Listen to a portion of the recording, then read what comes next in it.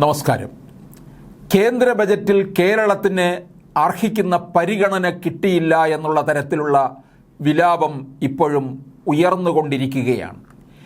AIIMS, സാമ്പത്തിക package, rail വികസനം, Kochi metro വികസനം, ശബരിമല വിമാനത്താവളം, അങ്ങനെ റബ്ബറിൻ്റെ താങ്ങുവില വരെ സ്വപ്നം കണ്ടു. ഒടുവിൽ നിർമ്മല സീതാരാമൻ്റെ പെട്ടി തുറന്നപ്പോൾ കേരളത്തിനാണ് പൊട്ടലുണ്ടായത്. സ്വപ്നം കണ്ടവർക്കെല്ലാം നല്ല ഒന്നാം തരം താങ്ങ്. മല പോലെ വന്നത് മഞ്ഞ് പോലെ പോയി എന്ന് പറയും പോലെയായി കാര്യങ്ങൾ. കേരളത്തിൽ താമര വിരിയുന്നതോടെ കേന്ദ്രത്തിൻ്റെ എല്ലാ അവഗണനയും മാറുമെന്നും ഇവിടെ തേനും പാലും ഒഴുകുമെന്നുമൊക്കെ തെരഞ്ഞെടുപ്പ് കാലത്ത് ഘോരഘോരം തകർത്ത് പറഞ്ഞ ആൾക്കാരൊക്കെ എവിടെ പോയി? തിരുവനന്തപുരം, തൃശ്ശൂർ ലോക്സഭാ മണ്ഡലങ്ങളിൽ തെരഞ്ഞെടുപ്പ് പ്രചാരണ സമയത്ത് എന്തായിരുന്നു പുകിൽ? രാജീവ് ചന്ദ്രശേഖറും സുരേഷ് ഗോപിയും ഒക്കെ ഒന്ന് ജയിച്ചോട്ടെ, ടൺ കണക്കിന് വികസനം ഇവിടേക്ക് എത്തുമെന്നായിരുന്നു വീമ്പ് പറച്ചിൽ. പക്ഷേ ഇപ്പോൾ അത് ടൺ കണക്കിന് തമാശ പോലെയായി.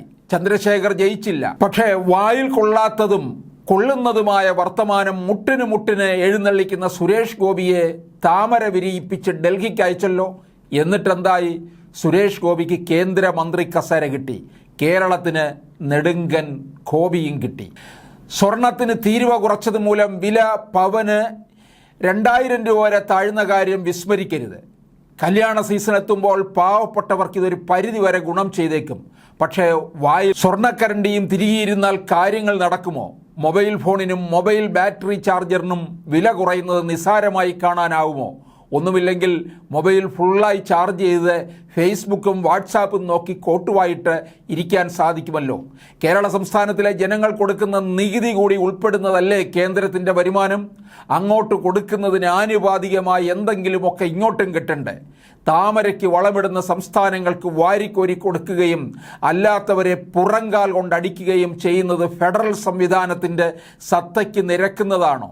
ആകെ ഒരാശ്വാസമുണ്ട്, എന്തെങ്കിലും നക്കാപ്പിച്ച് തന്നിട്ട് കേന്ദ്രം കനിഞ്ഞേ എന്നുള്ള വീരവാദങ്ങൾ കേൾക്കേണ്ടി വന്നില്ലല്ലോ.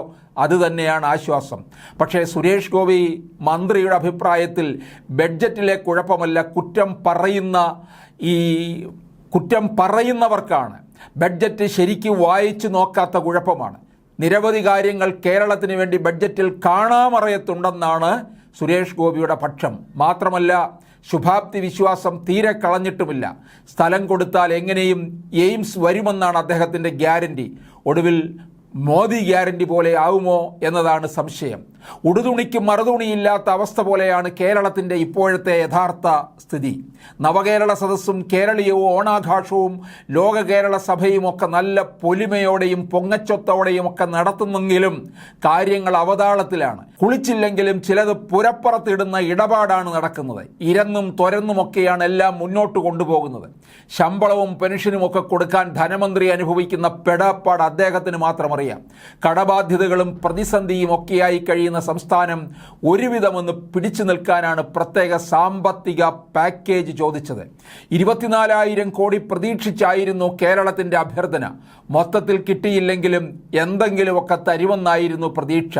പക്ഷെ നമ്മുടെ ആവശ്യം കേന്ദ്രത്തിന് അനാവശ്യമായി തോന്നിയിട്ടോ എന്തോ ഈ അഭ്യർത്ഥനയൊന്നും നിർമ്മല സീതാരാമൻ കേട്ട ഭാവം നടിച്ചില്ല. യാതൊരുവിധ സാമ്പത്തിക പാക്കേജും കേരളത്തിനായി ബഡ്ജറ്റിൽ പ്രഖ്യാപിച്ചിട്ടില്ല. പക്ഷേ ബീഹാറിനും ആന്ധ്രാപ്രദേശിനും പ്രത്യേക പാക്കേജ് പ്രഖ്യാപിക്കാൻ സൗമനസ്യവും കാട്ടി. പൂർവോദയ പദ്ധതിയിൽ ഏർപ്പെടുത്തിയ ജാർഖണ്ഡ്, പശ്ചിമ ബംഗാൾ, ഒഡീഷ സംസ്ഥാനങ്ങൾക്കും സാമ്പത്തിക സഹായം പ്രഖ്യാപിച്ചിട്ടുണ്ട്. പ്രളയക്കെടുതികൾ മുൻനിർത്തി ആസാം, ഹിമാചൽ പ്രദേശ്, ഉത്തരാഖണ്ഡ്, സിക്കിം സംസ്ഥാനങ്ങൾക്ക് പ്രത്യേക സാമ്പത്തിക സഹായവും വാഗ്ദാനം ചെയ്യുന്നു. കേരളത്തിലെ പ്രളയക്കെടുതിയും വെള്ളപ്പൊക്കവും കാണാനുള്ള കണ്ണും മനസ്സും കേന്ദ്ര ധനമന്ത്രിയുടെ രാഷ്ട്രീയ മനസ്സിന് ഇല്ലാതെ പോയോ?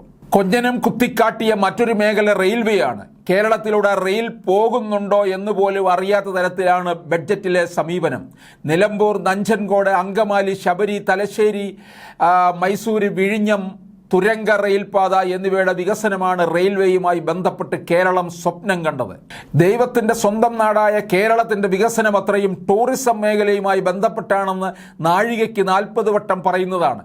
തീർത്ഥാടക ടൂറിസം, ടൂറിസം സർക്യൂട്ട് എന്നിങ്ങനെ പലവിധ ഓമന പേരുകളിൽ പല പദ്ധതികളും പ്രഖ്യാപിച്ചതുമാണ്. പക്ഷേ അതിനൊന്നും കാര്യമായ കനിവൊന്നും കിട്ടിയതുമില്ല.